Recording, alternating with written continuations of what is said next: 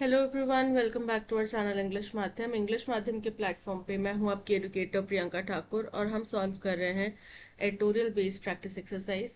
Start करते हैं आज का session with thought of the day, that is always keep your face towards sunshine and the shadows will fall behind. यानी कि हमेशा आप अपने लक्ष्य की तरफ देखिए, उसकी तरफ अग्रसर रहिए और जो भी शैडोज होंगी, परछाइयां होंगी, नेगेटिव टॉक्स होंगी, वो आपके पीछे रह जाएंगी। चलिए स्टार्ट करते हैं रीडिंग कॉम्प्रिहेंशन फॉर एसएससी जेल 2025। अनटिल 6 months अगो, यानी कि 6 महीने पहले तक, Abu Mohammad al Jolani was specially designated global terrorist. बोल रहे हैं अबू मोहम्मद अल जोलानी एक व्यक्ति हैं, वो स्पेशली डेजिग्नेटेड ग्लोबल टेररिस्ट थे, यानी कि उनको ग्लोबल टेररिस्ट माना गया था, उनको असाइन किया गया था कि ये व्यक्ति जो है ग्लोबल टेररिस्ट है। with a $10 million bounty fixed on his head by the US government. अब इसके ऊपर क्या था? $10 million का इनाम था यूएस सरकार की तरफ से। A native of Syria's Golan Heights, Syria के गोलान हाइट्स का ये नेटिव था, रहने वाला था। And a former member of al Qaeda in Iraq, और इराक में जो अल कायदा है उसका पहले ये मेंबर था।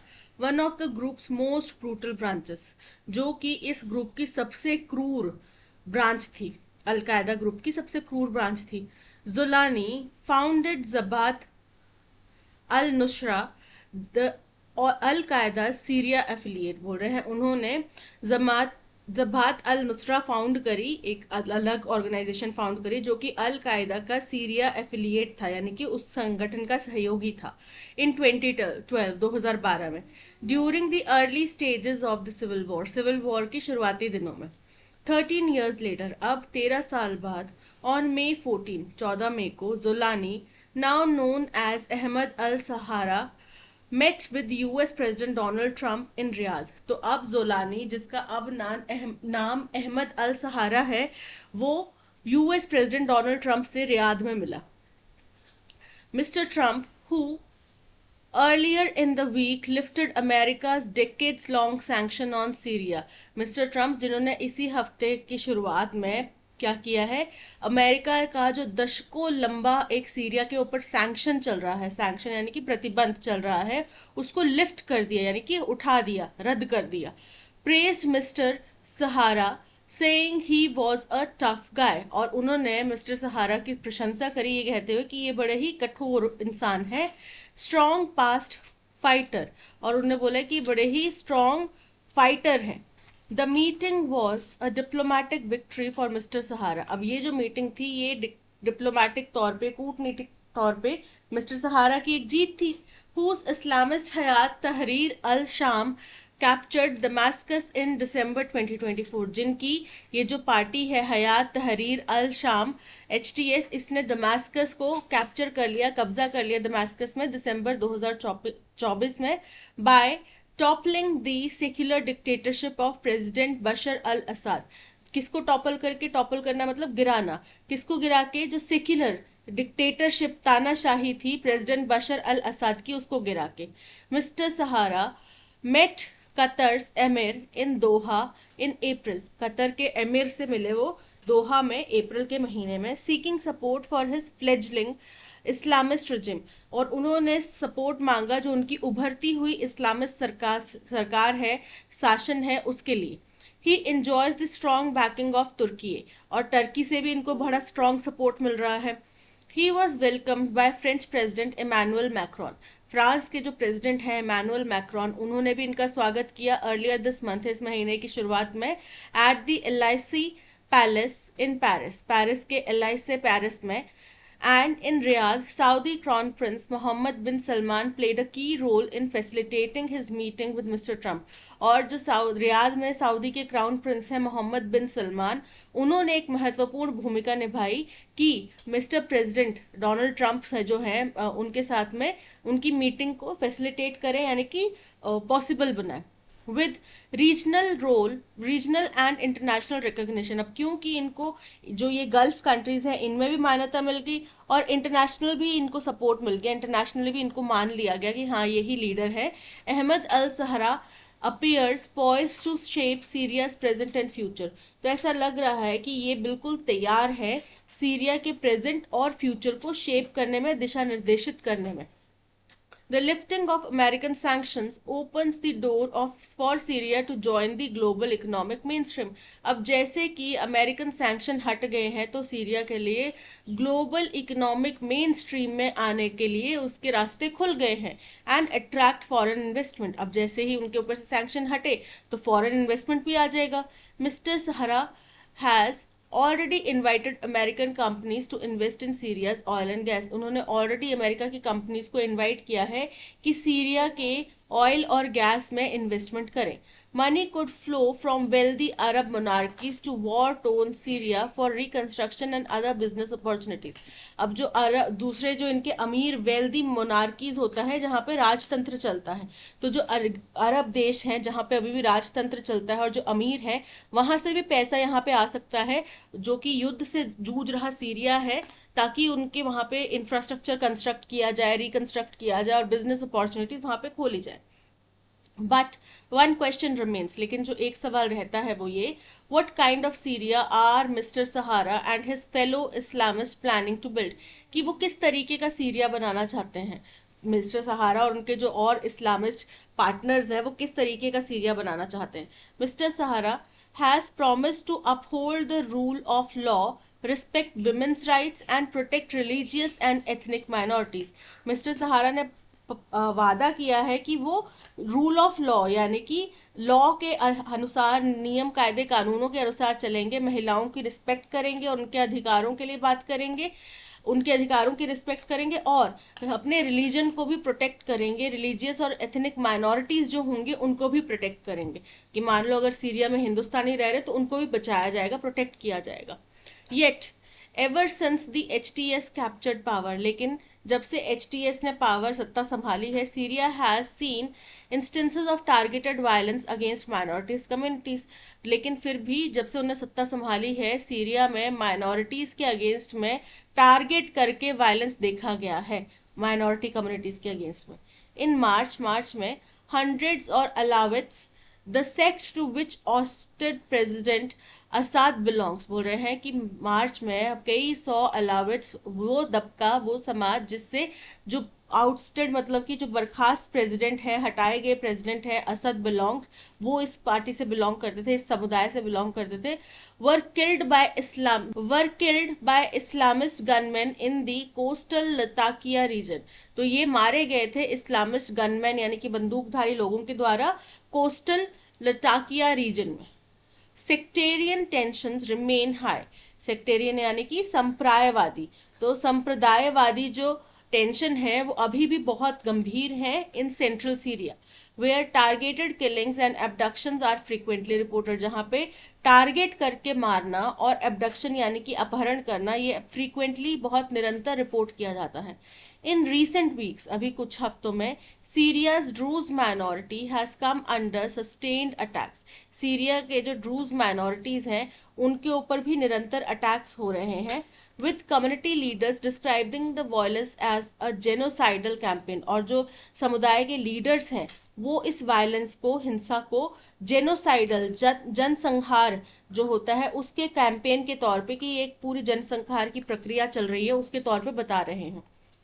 The Kurds in the northeast have called for a decentralized democratic Syria, और वहीं दूसरा एक तबका है कुर्द्स का, उन्होंने कॉल करा है यानी कि आह्वान करा है, डिमांड करी है कि एक डिसेंट्रलाइज्ड डेमोक्रेटिक सीरिया बनाए, यानी कि कोई केंद्रीय शासन ना हो, अलग अलग रीजन्स अपना अपना शासन करे।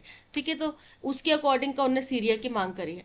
Firmly opposing the HTS centralise style of governance, और जो HTS का केंद्रीकरण का जो तरीका है गवर्नेंस का, उसको उन्होंने क्रिटिसाइज करा है, उसको मना करा है, अपोज करा है। The removal of sanctions and international recognition present a historic opportunity for mister Sharaa to steer Syria toward recovery and prosperity. बोल रहे हैं रिमूवल, हटाया जाना सैंक्शंस का, और इंटरनेशनल रिकॉग्निशन जो है ये एक हिस्टोरिक अपॉर्चुनिटी देता है मिस्टर सहारा को कि वो सीरिया को स्टीयर करे यानी कि दिशा निर्देशित करे, किस तरफ, रिकवरी और प्रॉस्पेरिटी की तरफ। यानी कि समृद्धि की तरफ, और जो भी उन्होंने नुकसान उठाया है उसकी भरपाई की तरफ। बट टू दैट एंड, लेकिन इस तरफ he must first stabilise the country internally, उनको सबसे पहले अपने देश को आंतरिक रूप से मजबूत करना पड़ेगा। डिसमेंटल एक्सट्रीमिस्ट आर्म ग्रुप्स, और जो क्या बोलते हैं, कट्टरवादी जो आर्म्ड ग्रुप्स हैं, हथियारबंद ग्रुप्स हैं, उनको डिसमेंटल करना पड़ेगा, उनको रद्द करना पड़ेगा। And adopt an inclusive constitution that guarantees the rights two of all citizen, और ऐसा एक इंक्लूसिव संविधान उनको अडॉप्ट करना पड़ेगा, लागू करना पड़ेगा, जो कि प्रत्येक नागरिक को उसके अधिकारों का गारंटी दे सके। इफ नॉट, अगर नहीं तो Syria risk following the path of Libya और अफगानिस्तान, तो सीरिया में भी लीबिया और या अफगानिस्तान जैसे हालात हो सकते हैं। तो ये था पैसेज, आई होप आपको समझ में आया होगा। अब चलते हैं क्वेश्चन नंबर 1 की तरफ। क्वेश्चन नंबर 1 पूछ रहा है what is the main theme of the passage. तो पैसेज की मेन थीम सीरिया के इर्द गिर्द घूमती है। सीरिया में जो अहमद अल सहरा की सरकार बन रही है, उनका अप्राइजल हुआ है, उसके बारे में बात करती है कि कैसे वो एक टेररिस्ट ग्रुप के संस्थापक थे, फाउंडर थे, टेररिस्ट ग्रुप से ताल्लुक रखते थे, और कैसे उनको एक सरकार के तौर पे रिकॉग्नाइज किया जा रहा है। The economic benefits of lifting US sanctions on Syria, incorrect है। The rise of Ahmad al-Sahra and the challenges facing Syria under his rule, बिल्कुल correct है, option B is correct। A comparison between Syria's government and other failed states like Libya, incorrect है। ऐसा comparison तो नहीं किया गया, लेकिन ये जरूर एंड में चेतावनी दी गई एक टाइम में कि अगर ऐसा नहीं कर पाते, वो एक संवैधानिक स्वरूप नहीं तैयार कर पाते, अपने समाज के हर एक, अपनी कंट्री के हर एक नागरिक के अधिकारों के लिए अगर नहीं लड़ पाते और उनको उनके अधिकार नहीं दिलवा पाते, तो शायद सीरिया का हाल भी लीबिया या फिर अफगानिस्तान जैसा हो सकता है। ठीक है। The role of Turkey and Saudi Arabia in shaping Syria's future, तो ऐसा नहीं है कि उनका रोल बहुत ज्यादा है, पर हाँ अब वो हाथ मिला चुके हैं। So option B is correct. Turning Syria's recent diplomatic gains into genuine recovery and prosperity, बोल रहे हैं कि सीरिया के रीसेंट जो डिप्लोमेटिक लाभ हुआ है उसको वास्तविकता में रिकवरी और प्रोस्पेरिटी में बदलना chiefly depends on mister Sharaa's ability to, उनकी क्षमता के ऊपर डिपेंड करता है कि वो क्या कर सके, अपने देश को स्टेबलाइज कर सके, अलग अलग जो सेक्ट्स हैं, समुदाय हैं, उनके बीच में एक सामंजस्य बन सके। Channel new oil revenue straight into large scale infrastructure projects, incorrect है। केवल पैसा आने से कुछ नहीं होगा, केवल रेवेन्यू आने से कुछ नहीं होगा, उस रेवेन्यू का सही तरीके से उपयोग करना पड़ेगा। Stabilise the country internally and adopt an inclusive constitution, option B is correct. In the clause, adopt an inclusive constitution that guarantees the rights of all citizens, which word below is the most precise antonym of inclusive as used by the author? Inclusive का मतलब क्या होता है? सबका सम्मिलन होना, ठीक है। फर्स्ट है पैरोशियल, पैरोशियल का मतलब क्या हो गया कि रिस्ट्रिक्ट करना, बाधित करना, तो सभी लोग नहीं आए, कुछ लोग बाहर रह गए, उससे बाधित हो गए, सो ये इसका एंटोनिम हो जाएगा। कॉम्प्रिहेंसिव, व्यापक, सर्व सम्मिलित। एक्यूमेनिकल, एक्यूमेनिकल का मतलब होता है इंटरनेशनल ट्रुथ है, ये यूनिवर्सल ट्रुथ है, वो हो गया एक्यूमेनिकल, ठीक है, यानी कि इसमें अगेन हर एक चीज सम्मिलित हो जाएगी। एम्ब्रेसिव, एम्ब्रेसिव मतलब किसी चीज को लागू करना, एनकम्पस करना, इन्फोर्स करना, तो यहाँ पे option A parochial is correct. Evaluate the accuracy of the following statements drawn from the passage, बताना है कि कौन सी स्टेटमेंट करेक्ट है, नहीं है। अहमद अल सहराज हयात तहरीर अल शाम captured Damascus roughly 5 months ago before the United States lifted its decade-long sanctions on Syria, कि उन्होंने लगभग 5 महीने पहले यहाँ पे कब्जा किया था दमास्कस में, वो भी यूनाइटेड स्टेट के सीरिया के ऊपर जो दशकों पुराने सैंक्शंस हैं उनको हटाने से पहले, तो करेक्ट है ये। Before his rehabilitation the US placed a bounty of 15 million, 15 million नहीं था 1 million था, तो ये इनकरेक्ट हो जाता है, यानी कि 1 correct 2 incorrect, only statement 1 is correct, option A is correct. Why does the author warn that Syria could follow the path of Libya or Afghanistan if Ahmad al-Sahara does not change course? क्यों ये कह रहे हैं कि वो ऐसा हो सकता है? क्योंकि यहाँ पे भी अलग अलग समुदाय हैं जिनके बीच में वायलेंस हो सकता है, और टारगेटेड किलिंग्स यहाँ पे हो रही हैं, जिसका मतलब है कि दूसरे समुदाय को और ज्यादा यहाँ पे अग्रेशन में लाया जा रहा है, तो जिससे कि वायलेंस और ज्यादा बढ़ जाएगा, और वायलेंस बढ़ेगा तो आपके पास पैसा चाहे जितना आप अपने देश की अपलिफ्टमेंट नहीं कर सकते, Foreign investors might withdraw if global oil price fall. Incorrect है. Turkey could sever diplomatic ties over economic disagreements. Incorrect है. Persistent sectarian violence and failure to adopt an inclusive constitution may trigger state collapse. बिल्कुल correct है. Option C is correct. That's all. आज के session में इतना ही. I hope आपको पसंद आया होगा. इसी तरीके का full 25 question practice exercise solve करने के लिए आप हमारा पेड कोर्स ले सकते हैं फ्रॉम आवर वेबसाइट और ऐप. फर्दर कोई भी इंफॉर्मेशन के लिए आप हमें कॉल कर सकते हैं on the given contact number. Thank you so much for watching. Content पसंद आया हो तो लाइक शेयर और सब्सक्राइब जरूर कीजिएगा. मिलते हैं नेक्स्ट सेशन में. Till then keep learning and keep practising. Bye bye.